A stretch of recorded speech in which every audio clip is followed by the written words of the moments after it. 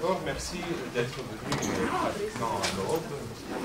Je ne sais pas, je ne suis pas sûr si vous pourrez justifier au français votre sacrifice. Le but de cet exposé est pratiquement de justifier, de présenter, de justifier. Le micro. Une méthode, je ne sais pas. Plus fort.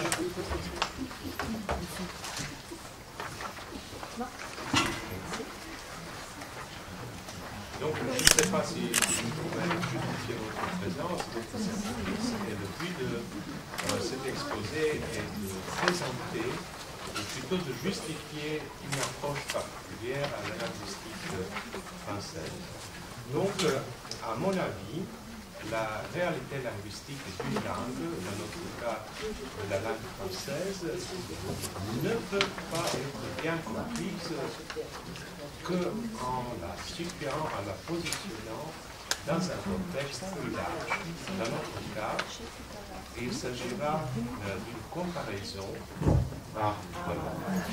d'une comparaison avec d'autres langues romanes, les langues issues du latin, et en mettant, je répète, encore une fois, en mettant en contexte large la réalité linguistique de la Romagna, qu'on pourra pratiquement comprendre bien la structure et le fonctionnement d'une langue, du français dans notre cas.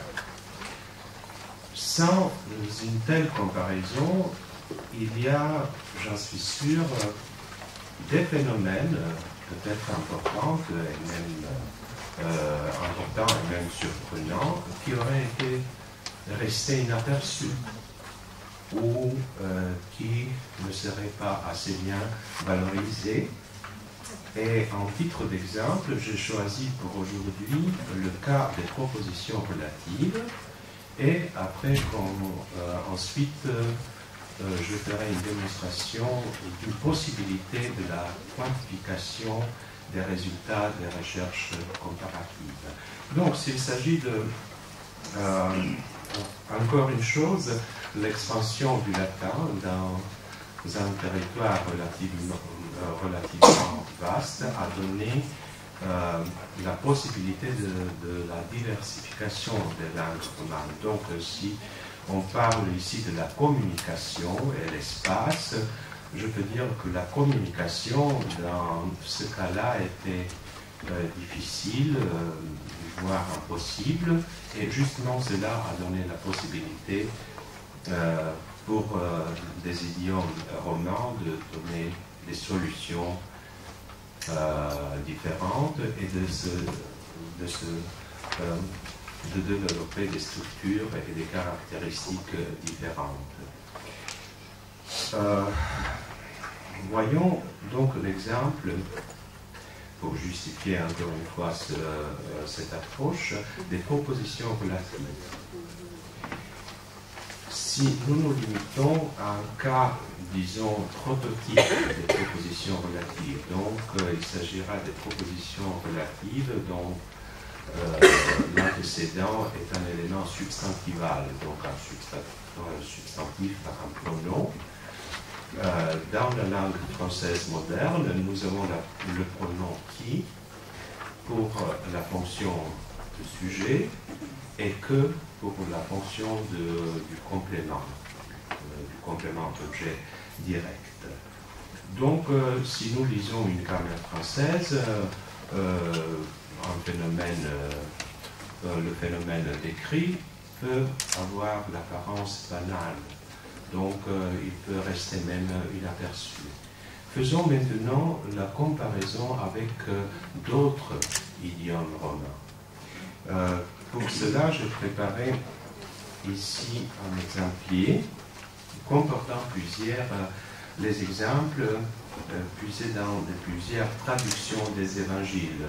Je peux dire que le choix des idiomes est un peu arbitraire, je peux le dire, puisqu'il était limité justement par la disponibilité du corpus. Ce sont des traductions des évangiles en différents idiomes. Si vous considérez les exemples, la première série des exemples concerne la fonction du sujet. Vous voyez que l'exemple du français montre ce que je viens de dire, donc rendez-vous au village qui est en face de vous, le pronom employé et qui, bien sûr. Nous avons ensuite le gerlier, donc c'est un dialecte français du type normand. Et ici, nous avons le pronom, vous voyez, le pronom ci, n'est-ce pas, ce qui ne se surprend pas. Je ne dois pas lire tous les exemples, mais voyons par exemple le catalan standard occidental.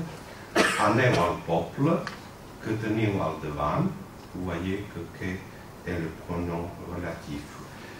Voyons ensuite, nous avons valencien, l'espagnol et l'aldea que está enfrente, le galicien, le portugais, mais faites attention aux valades. Donc c'est un idiome rétro-roman de l'encadine basse. It in quel commune, ci ais devant vos. Donc le pronom relatif pour la fonction de sujet est ci. Ensuite, nous avons d'autres idiomes du diasystème rétro-roman. Je peux prendre l'exemple de Gardena, donc le rétro-roman des Dolomites. Yigletel luec, keye todla. Donc, vous voyez que le pronom est ke, ou bien le friulant, le bourlan. Lait dal borch, kalein pace da uastris. Donc, ici, le pronom relatif évidé ici est que également. Ce qui suit sont certains idiomes du nord de l'Italie, piémontais, polonais, génois, milanais, trentin, ou par exemple le vénitien, andente del castello, che vese de faccia. Donc, vous voyez que le pronom relatif est che, ou bien l'italien standard, andate nel villaggio che si trova davanti a voi. Donc le pronom est che. Ou encore, par exemple, le sarde, batte su i pizzolo, qui junchiese in dinantisi. Donc le pronom relatif est qui, ou le roumain, mergeți în satul care este în fața voastră. Donc le pronom est care. Regardez maintenant la série d'exemples concernant le complément d'objet direct. Ainsi, pour le français, vous pouvez voir la coupe que je vais boire. Vous voyez en gerlier que nous avons le pronom que. En catalan, podeu beure la copa que jo beuré. Donc, que. Ou l'espagnol, podéis beber el cal que yo he de beber. Et de nouveau, faites attention à l'engadinoir. Eshat us in cas dabaiv il charge cherubaiv. Donc, ici, nous avons le pronom élité, le pronom cha. Ou ensuite, Gardena, le rétro-roman des Dolomites, pudeis vo beber il calce che je beve. Donc, che. Ou ensuite, l'italien, potete voi bere il calice che io bevo, il sardo. Podeis vivere su calice che io vivo. Donc, le pronom est qui, encore le roumain, puteți beți paharul pe care îl beau eu. Si vous faites la comparaison entre ces pronoms qui ont été employés, vous pouvez remarquer, et cela est systématisé d'une certaine manière par le table 1, que vous pouvez trouver à la page suivante. Vous voyez que le français distingue le pronom qui pour la fonction de sujet et le pronom relatif que pour la fonction de complément. Nous trouvons pratiquement la même chose en Gérier. Il y a une variation de graphie de la prononciation et la même chose, la distinction de deux pronoms pour les fonctions différentes se trouve également en Ballade et Puter, donc ce sont deux idiomes engadinois. L'engadine basse et l'engadine haute. C'est donc pratiquement l'engadinois. Nous voyons ici la distinction entre chi et cha, et en Puter également entre chi et cha. Le reste des idiomes romans sous-étude ici, comme vous voyez, ne distingue pas le pronom relatif pour les fonctions en question. Donc, on emploie en selle le même pronom relatif pour des fonctions différentes. Donc, je reviens à ce que j'avais dit tout à l'heure.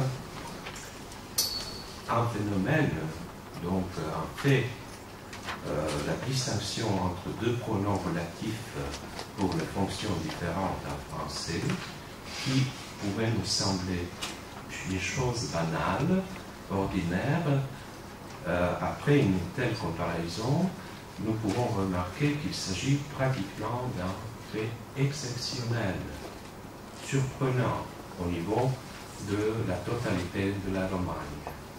Donc, il n'y a que le français, et bien sûr un dialecte, le gérier, et l'engadinois, dans la totalité de la Romagne, qui distingue deux pronoms relatifs. On peut donner des remarques concernant certains idiomes du nord de l'Italie, mais quand même ici, il s'agit de la distinction d'un emploi obligatoire ou d'une possibilité d'employer une variété à côté de ce qui est le plus fréquent. Donc, c'était un des éléments qui, à mon avis, peut justifier une approche comparative. Donc, justement, en comparant le système français avec d'autres systèmes appartenant aux langues génétiquement reliées, les langues romanes, dans notre cas, peut nous donner une idée de la valeur ou de l'importance de certains phénomènes.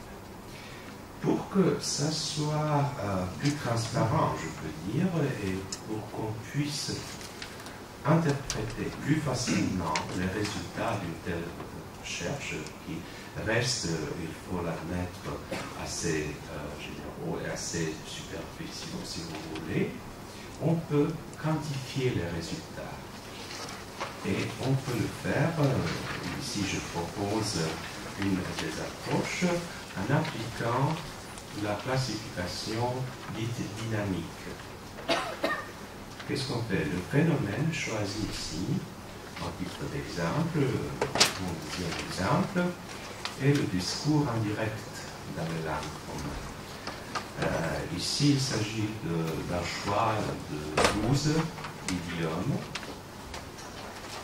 pas du matin comme tout à l'heure, et le phénomène choisi est donc le discours en direct. Pourquoi justement le discours en direct?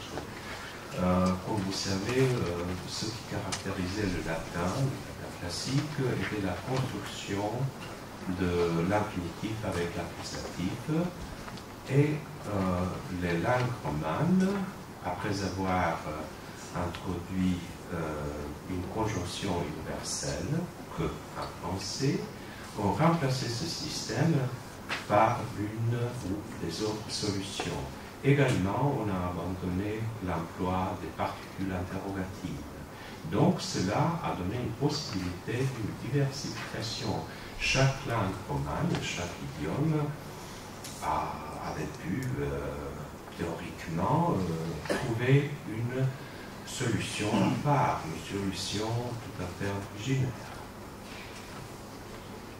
Comment procéder? Donc, si nous choisissons un modèle pertinent, qui est apte à une recherche comparative, nous déterminons les paramètres caractéristiques pertinents. Ensuite, ces paramètres sont formulés par des questions binaires. Vous voyez ici une liste des questions binaires concernant le phénomène en question, donc le discours en direct. Puisque les propositions affirmatives, déclaratives, utilisent toujours la conjonction généralisée romane, cette question ne se pose pas. La première question est donc de savoir si le subordinateur, donc la liaison des interrogatives indirectes appartenant à l'interrogation totale est un reflet de la conjonction latine si, ou si c'est une autre conjonction.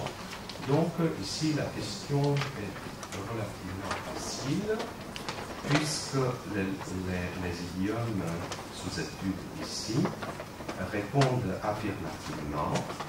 Donc c'est aussi en français, en espagnol, c'est en italien, avec la seule exception du roman où nous avons la conjonction d'arc, éventuellement de. Donc c'est la réponse que donnent les idiomes sous étude. Ces réponses sont systématisées par le tableau suivant, c'est le tableau numéro 2, les caractéristiques du discours en direct dans les idiomes communs. Donc, vous voyez la question, la première question, comme je viens de vous dire, toutes les langues sous étude répondent positivement, donc le subordinateur est un reflet de la conjonction latine ici, tandis que le roman répond avec moins, puisque le subordinateur est la conjonction d'arc. On procède de la même manière pour le reste des questions. Si vous considérez maintenant le français, donc la première question, la réponse est positive, donc c'est le pronom, la conjonction si. Ensuite, la deuxième question concerne les subordinateurs pour des questions appartenant à l'interrogation partielle et portant sur les fonctions primaires, donc sujet, attribut, etc., avec l'exception de l'attribut de nature adjectivale. Il est question maintenant de savoir si ce subordinateur est complexe ou simple. Vous voyez que le français donne une réponse partagée parce que, outre le pronom interrogatif qui, vous avez l'emploi dans des cas définis, l'emploi obligatoire des subordinateurs complexes. Ce que, par exemple, c'est pour cette raison que la réponse est partagée.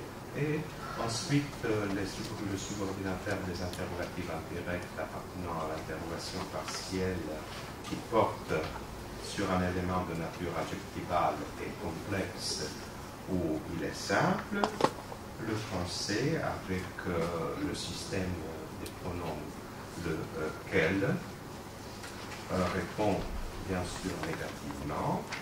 Ensuite, nous avons la cinquième question. Le subordinateur des interactives ou optatives indirectes dont le verbe est en mode personnel est le même que pour les déclaratives indirectes. Donc, il correspond à la conjonction généralisée romane, ou c'est une autre conjonction. Comme vous voyez, c'est donc la conjonction que le français répond positivement. Les questions suivantes dépasse le cadre de discours indirect. Il est question de la pronominalisation du sujet. La question est de savoir si la pronominalisation est obligatoire ou non. Comme vous savez, le français où la pronominalisation est obligatoire répond par positivement. Ensuite, nous avons une question concernant la possibilité de l'emploi d'un pronom explétif, appelé quelquefois explétif, même si le sujet en syntagme nominale est présent. Une telle possibilité en français n'existe pas, donc le français répond négativement. Ensuite, le reste des questions portent sur l'emploi de modes. Donc, le mode caractéristique de la proposition déclarative du discours indirect et l'indicatif. Le français répond positivement. Le mode caractéristique des interrogatives indirectes et également l'indicatif. Et la construction caractéristique des impératifs ou optatives indirectes dont le sujet correspond au complément d'objet de la proposition principale et préposition plus infinitive. Donc, c'est clair, ici, en français, dans les conditions décrites, nous avons la préposition des et l'infinitif. À cause de cela, le français répond positivement et finalement, la dernière question porte sur l'adaptation du registre temporel. Donc, ce que nous avons mentionné tout à l'heure, donc le discours indirect. Et cette adaptation est caractéristique du français. Donc, il y a ici une application des méthodes statistiques pour déterminer si une réponse est significative. Cela est déterminé par l'apparition des éléments en question dans un corpus défini. Il doit être assez grand, donc infini, si est possible, au moins théoriquement, mais assez grand pour qu'on puisse satisfaire le critère de signifiance déterminé. Donc, nous avons systématisé les réponses de toutes les langues sous l'étude par le tableau 2, et ensuite on procède à la classification. On considère maintenant l'intersection de deux langues pour voir quelles sont les différences relatives entre ces langues. Si vous prenez l'exemple du français, donc la différence entre le français et le français même est zéro, bien sûr. Vous comptez les points pour le reste des intersections. Donc, si les réponses sont identiques, la différence est zéro. Donc, si vous avez les réponses moins, moins, plus, plus, ou deux réponses partagées, la différence est zéro. Si vous avez les réponses différentes, donc une langue répond par moins, l'autre par plus, la différence est 2. Si vous avez le cas où une langue répond soit par moins ou plus, et l'autre langue donne une réponse partagée, la différence est 1. Vous faites l'addition des différences quantifiées ainsi et vous les écrivez justement au point d'intersection des deux langues comparées. De cette manière, nous obtenons des différences entre les langues selon les critères choisis, mais quantifiés cette fois. Si vous considérez par exemple le français, la différence entre le français et l'occitan est par conséquent entre le français et le catalan, selon les critères choisis, 4, entre le français et l'espagnol 5, et le français et le galicien simple, c'est le même cas pour le portugais. L'engadinois diffère du français à 11 points, le surselvan 9, le frioulan 8, l'italien 4, le sarde 3 et le roumain 11. Donc ce sont les différences relatives.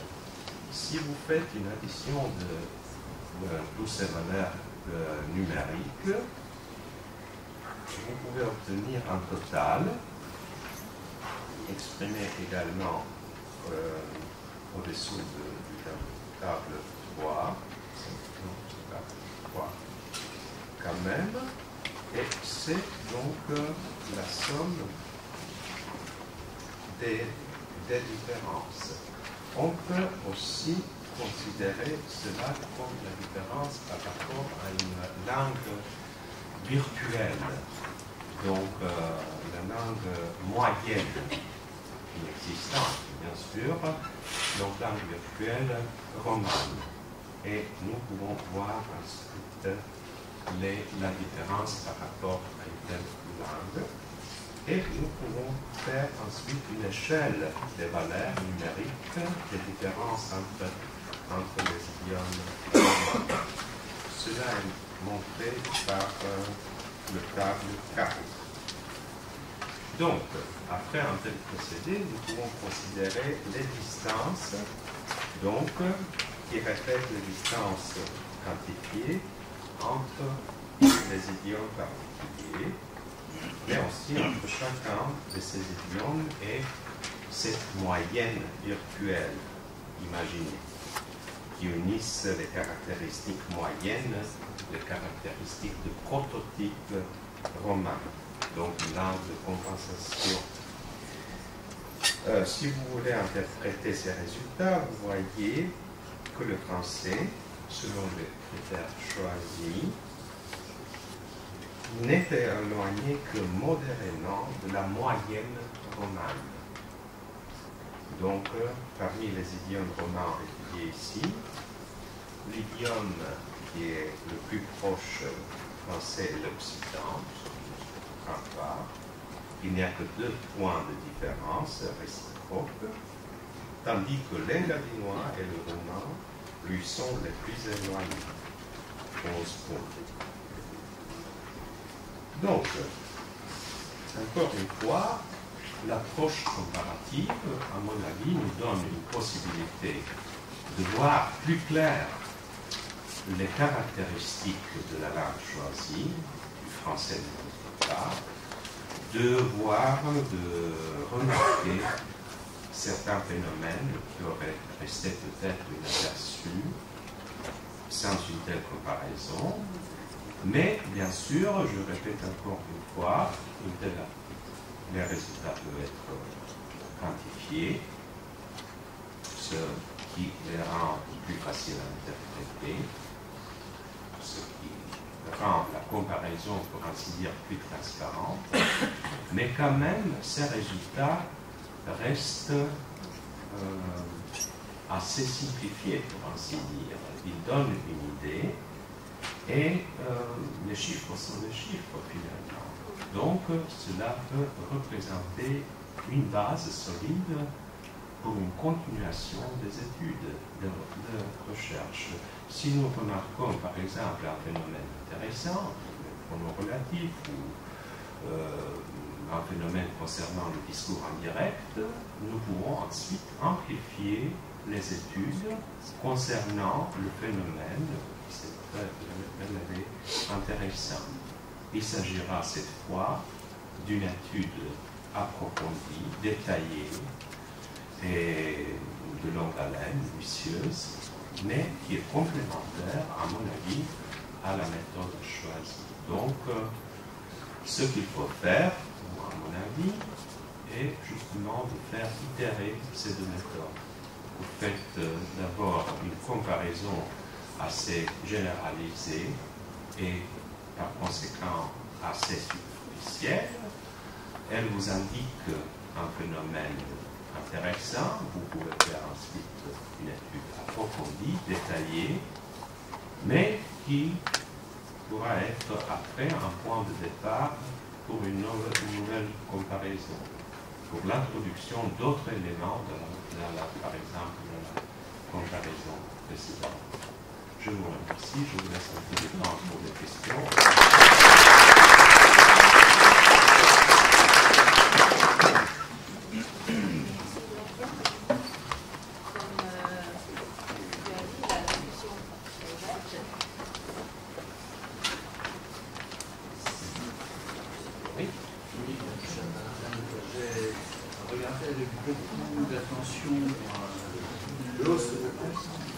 Le tableau 3 et je vous reprendrai ce que j'ai fait parce que je pense que c'est un tableau qui est extrêmement parlant. Et j'ai fait une chose simple, j'ai regardé, vous avez parlé de l'intersection français-français qui donne 0. Donc à partir de votre tableau, vous avez une ligne totalement diagonale au tableau, qui est bien entendu l'intersection de chaque langue avec elle-même.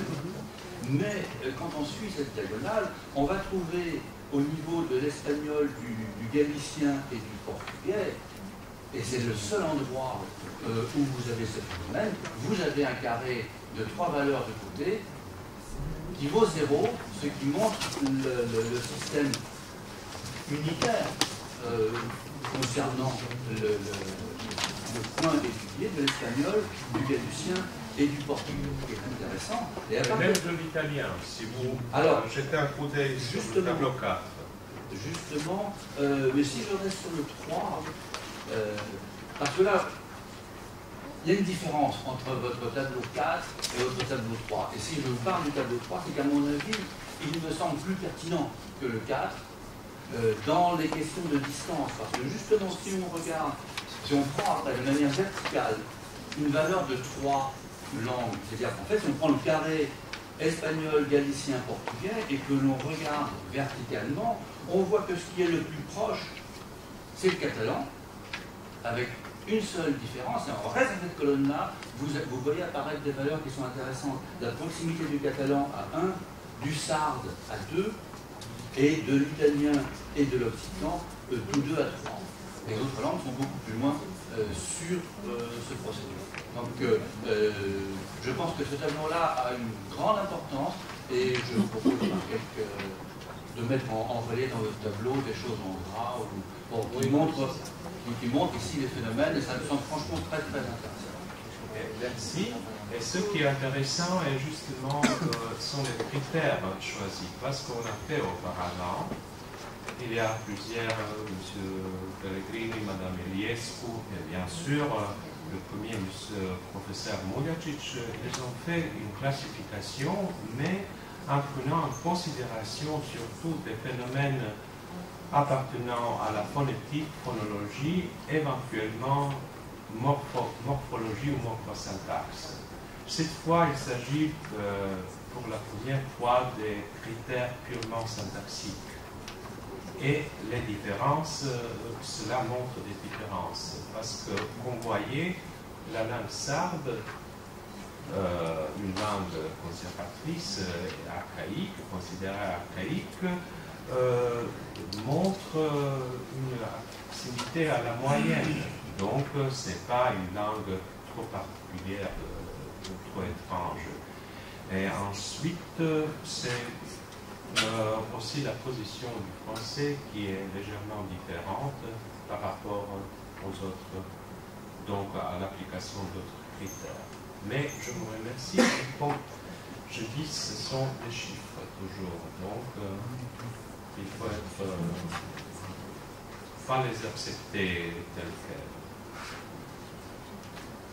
Parce que vous savez, la statistique, c'est comme le bikini, n'est-ce pas? Ça montre tout sauf le plus important.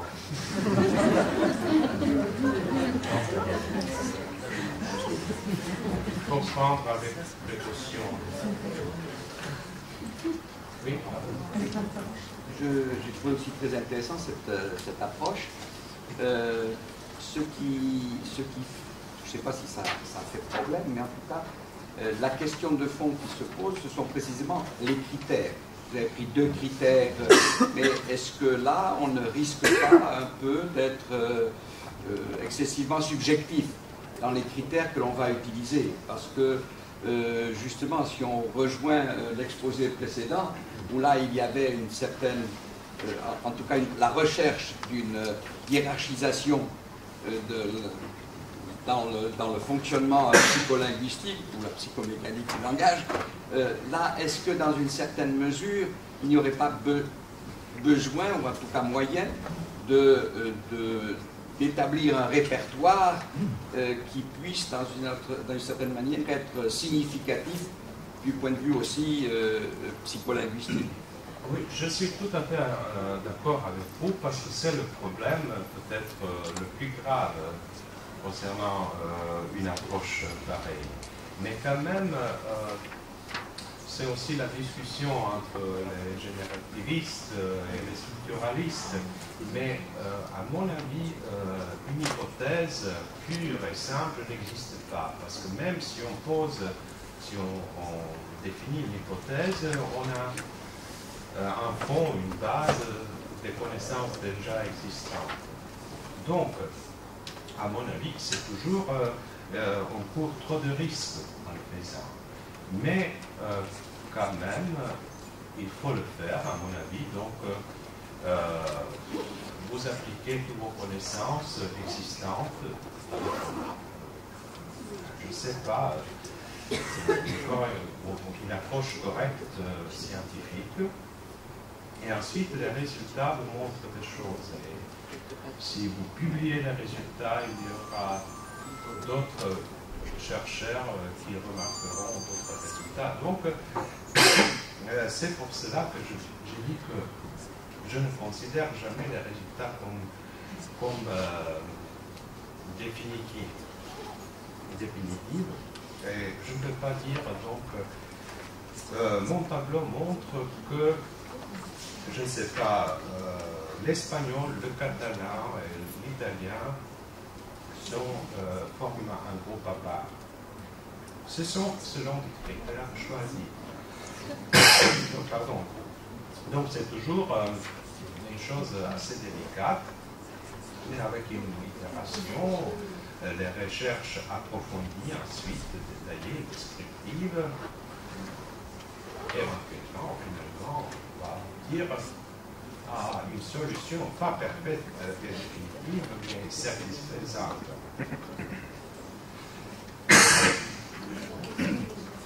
Moi, je voudrais vous dire ceci, je suis tout à fait d'accord avec ce que vous venez de dire. J'ai l'impression que je pars de votre tableau 3.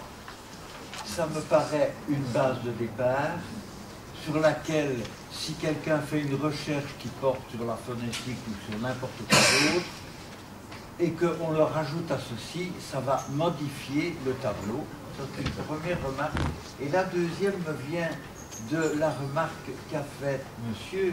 Je me dis que, au fond, si dans votre tableau, le sarde qui se trouve dans l'avant-dernière rangée passait à la deuxième ou la troisième, le carré dont parlait monsieur, qui a l'air de s'étendre, s'étendrait encore mieux.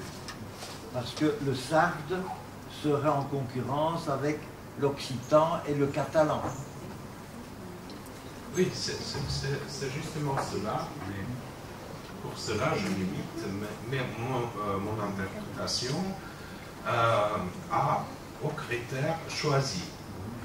Voilà, c'est ça, et cela n'est qu'un point de départ, à mon avis, une base pour la continuation de recherche.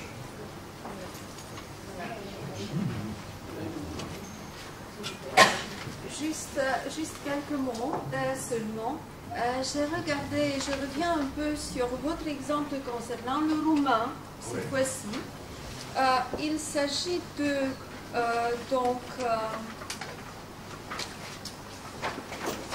voilà, vous avez utilisé puteți să beți paharul pe care îl beau eu. C'est ce pe care, donc, ouais.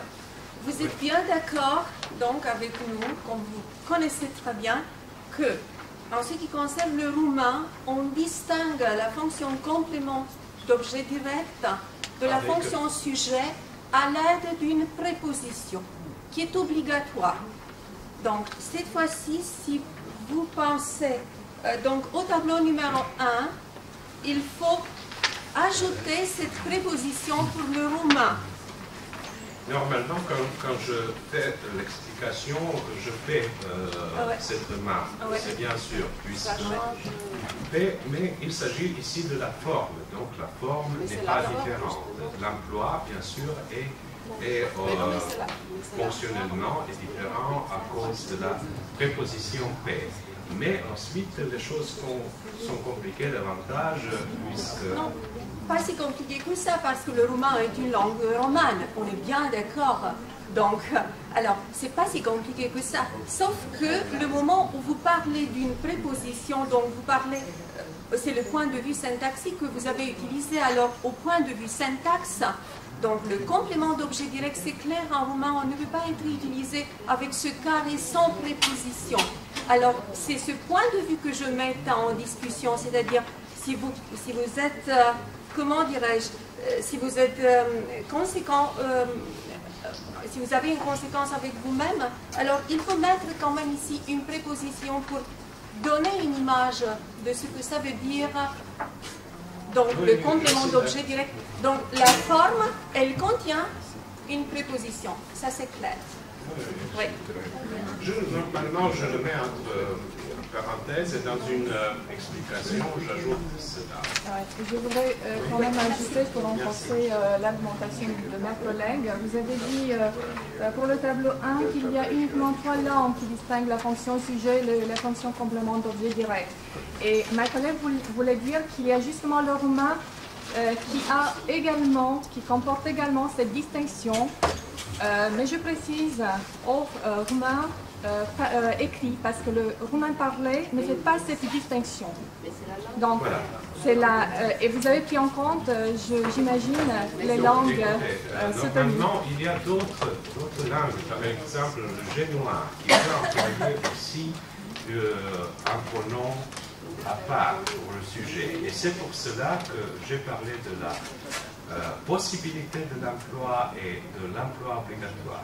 Ensuite, la forme en roumain est apparemment identique. Dans une explication, si je faisais cela pour chacune des langues décrites ici, ça aurait duré. Moi, je le ferais avec plaisir, mais vous avez d'autres choses à faire. Donc, je suis parfaitement d'accord avec vous. Je le mets normalement dans les remarques, mais ici, c'est pour ça que je dis que les résultats, les tableaux, les chiffres représentent une certaine simplification, quelquefois même dangereuse, même à peine acceptable. Donc, je donne l'explication, mais quant aux formes, ici nous avons l'emploi syntaxique avec la préposition P, et nous pourrons ensuite en faire en détail les antécédents différents, ce qu'il exige un roman, quelles sont les autres possibilités de remplacer une telle construction. Donc, c'est pour cela qu'il y aura moyen qu'il faut d'introduire parmi les consacrer... critères, vos critères, disons l'usage dont on en fait, disons dans la communication, et qui fait une distinction entre la langue, disons, les langues parlées, les langues écrites. Donc oui, peut-être c'est ça le problème. Notre problème, c'est là en fait. C'est justement pour cela que je dis que cela représente un point de départ, et ensuite il faut appliquer les recherches détaillées, descriptives, et ça peut bien être le cas des pronoms relatifs à un roman, où on pourra faire une distinction standard ou littéraire, langue parlée, les notions de diachronique, régionale, etc. Dialectale. Merci. Votre café vous attend, alors je vais bien continuer la discussion lors de